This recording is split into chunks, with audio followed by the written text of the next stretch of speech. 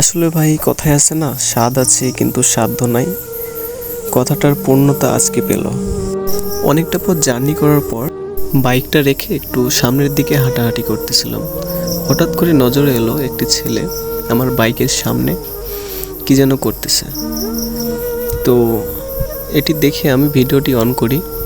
On করার পর দেখতেছি ছেলেটি বাইকের সামনে সেলফি নিচ্ছে এবং আমার বাইকটি যত্ন সহকারে ময়লা ভরে আছে ওইগুলো পরিষ্কার করে দিচ্ছে।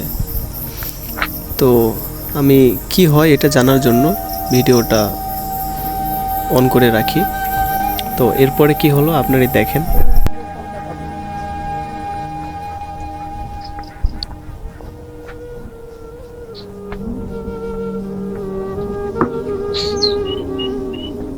এই ছেলে, এই শোনো, কি করছিল এখানে? যাই ছবি তুলছিলাম, অনেক শখ ছিল তো যাই না, কিন্তু আমার পরিবার মধ্যে দেখে আমি চিনতে পারছি না। ও আচ্ছা আচ্ছা, তোর বাসা কোথায়? আমার বাসা এখানে? ও আচ্ছা আচ্ছা, ছবি উঠাচ্ছিল, চলে যাচ্ছ কেন দেখে? না, ভাবলাম আপনি যদি কিছু বলেন। না সমস্যা নেই, উঠাও ছবি উঠাও, সমস্যা নেই উঠাও, আমি উঠাই দিচ্ছি। ফোন আছে তোমার কাছে? আমার ফোন দিয়ে উঠাই দেবো। আচ্ছা ঠিক আছে, ভয় নাই, ভালোভাবে বসো একবার, সমস্যা নেই।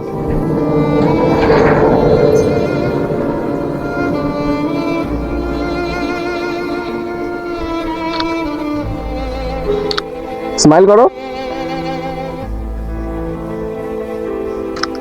ভালোভাবে বসো, উঠে বসো, উঠতে পারো?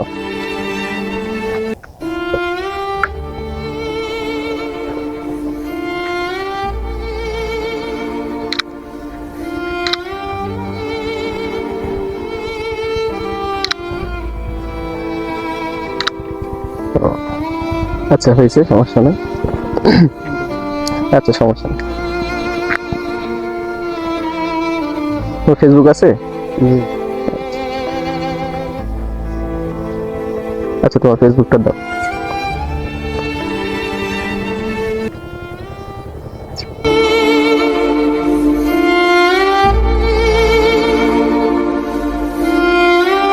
আচ্ছা, এরকম আরও হাজারো অনেক মধ্যবিত্ত ঘরের সন্তানরা রয়েছে যারা কিনা স্বপ্ন দেখে তাদেরও নিজস্ব একটি বাইক থাকবে।